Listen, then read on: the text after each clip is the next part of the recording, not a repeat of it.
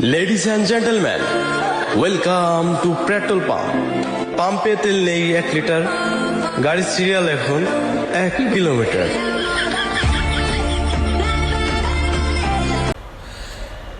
সকাল 11টা, রোদে তপ্ত তাপ আর ধুলাবালির মধ্যে শুরু হয়েছিল আজকের সংগ্রাম। সামনে মাইলের পর মাইল দীর্ঘ লাইন, আর মনের ভিতরে একটাই চিন্তা, তেল কি আজ পাবো? পাম্পের বর্তমান পরিস্থিতি এতটাই ভয়াবহ যে ঘন্টার পর ঘন্টা দাঁড়িয়েও সাধারণ মানুষের ভাগ্যে জুড়ছে শুধু দীর্ঘশ্বাস। লাইন যখন একটু কাছাকাছি আসলো, ঠিক তখনই বুকটা কেঁপে উঠলো। সিস্টেম করে অনেক লড়াই করে গাড়িটা যখন পাম্পের ভেতরে ঢুকলাম, চারপাশে তখন হাহাকার। মানুষ চাতক পাখির মতো তাকিয়ে আছে এক ফোঁটা তেলের আশায়। বর্তমান তেলের বাজারে এই 1 লিটার তেল যেন এখন সোনার চেয়েও দামি।